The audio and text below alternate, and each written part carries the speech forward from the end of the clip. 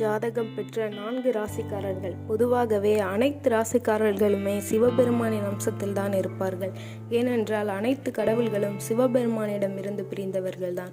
உதாரணமாக சில பேர் எனக்கு முருகப்பெருமானை பிடிக்கும், விநாயக பெருமானை பிடிக்கும் என்று சொல்வார்கள். இவை அனைத்துமே சேரக்கூடியது சிவபெருமானிடம்தான். நான் இப்போது சொல்லக்கூடிய ராசிக்காரர்கள் முதலில் கடவுள் நம்பிக்கை இல்லாமல் இருப்பார்கள்.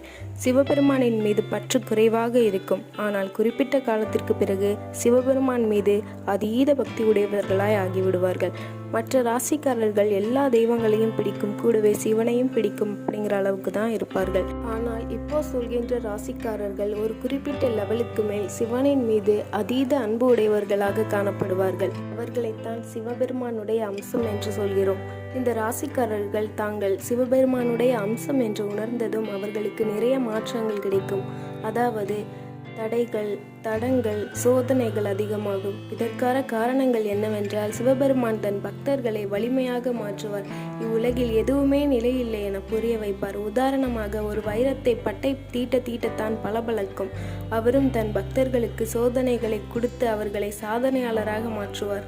தன்னிலை அறிய வைப்பார். பிறகு அவர்கள் வேண்டுவதெல்லாம் கிடைக்கும். பொதுவாக சிவனடியார்கள், சிவபக்தர்கள் அனைவருக்குமே சோதனைகள் வரும். அவற்றையும் என் அப்பன் சிவபெருமான் பார்த்து கொள்வார் என எளிதாக கடந்து விடுவார்கள்.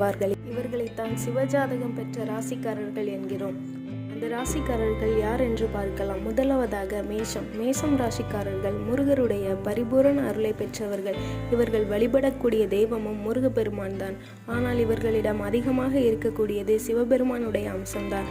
இவர்கள் ஒரு குறிப்பிட்ட வயதிற்கு மேல் சிவ வழிபாட்டை மேற்கொள்ளும் போது இவர்களுக்கு நிறைய நன்மைகள் கிடைக்கும். இவர்கள் எப்போதுமே முருகப்பெருமானை வழிபட்டு கொண்டுதான் இருக்க வேண்டும். இவர்கள் ஆன்மீக தன்மை கொண்டவர்களாக இருப்பார்கள். ஆனால் இவர்களுக்கு சில விஷயங்கள் கிடைப்பது போல் இருந்து தட்டி போய்விடும். ஆனால் உரிய காலத்தில் வந்து சேரும். இரண்டாவதாக விருச்சிக ராசிக்காரர்கள். இவர்கள் ரொம்ப கோபக்காரர்களாக இருப்பார்கள். இவர்கள் கோபத்தன்மையால் நிறைய பேரை இழக்கவும் செய்திருப்பார்கள். எடுத்தெறிந்து பேசுவார்கள். ஆனால் உங்கள் யாருக்குமே தெரியாத விஷயம், இவர்கள் மனதளவில் குழந்தை போன்றவர்கள். இவர்கள் வெளியில் எவ்வளவுதான் தன்னை கோபக்காரராக காமித்து கொண்டாலும் மனதளவில் குழந்தை போன்றவர்கள். இவர்கள் எதிர்பார்ப்பு என்னவாக இருக்கும் என்றால் நேர்மையாகவும் உண்மையாகவும் இருக்கும். தன்னை சுற்றி இருப்பவர்கள் நேர்மையாகவும் உண்மையாகவும் இருக்க வேண்டும் என்று நினைப்பார்கள். அந்த ஒரு காரணத்தாலே இவர்கள் சிவபெருமானுடைய அம்சமாக காணப்படுகிறார்கள். சிவபெருமானும் இப்படி தன்னை வழிபடக்கூட தேவையில்லை, நீ பார்க்கும் வேளையில் உண்மையாகவும் நேர்மையாகவும் இருக்க வேண்டும் என்பார். அதனால் தான் விருச்சிக ராசிக்காரர்கள் சிவபெருமானுடைய அம்சமாக இருக்கிறார்கள். இவர்களை புரிந்து கொள்வது என்பது மிகவும் கடினமான விஷயம். ஏனென்றால் இவர்கள் மனதளவில் குழந்தை போன்றவர்கள். அவங்களுடைய மனதில் இருக்கிறதை வெளியில் வெளிப்படுத்தாமல் இருப்பதுதான் இவர்களுக்கு பெரிய மைனஸ். மற்றபடி விருச்சிக ராசிக்காரங்க ரொம்ப கோபக்காரங்க, ஆனால் ரொம்ப நல்லவங்க. அடுத்ததாக கன்னிராசிக்காரர்கள். அவர்கள் எப்போதுமே சிவ வழிபாட்டில் தான் இருப்பார்கள். சிவ வழிபாட்டை பற்றி நிறைய விஷயங்கள் அவர்களுக்கு தெரிந்திருக்கும். சிவபெருமானின் பக்தி மற்றும் அருளை பற்றி முழுக்க தெரிந்திருப்பார்கள்.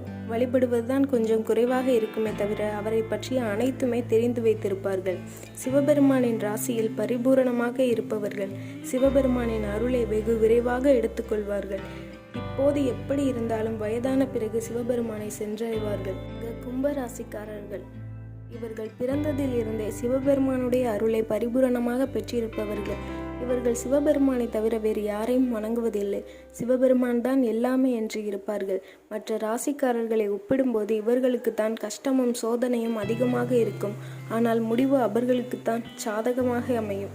எவ்வளவு பெரிய பிரச்சனையாக இருந்தாலும் என் அப்பன் சிவபெருமானுக்கு முன் இதெல்லாம் ஒன்றுமே இல்லை என்று உணருங்கள். கஷ்டங்களுக்கு முக்கியத்துவம் தராமல் சிவபெருமானுக்கு முக்கியத்துவம் கொடுங்கள். இந்த பிரச்சனைகள் எல்லாம் உங்களை வைரமாக மாற்றுவதற்குத்தான். ஓம் நம சிவாய்.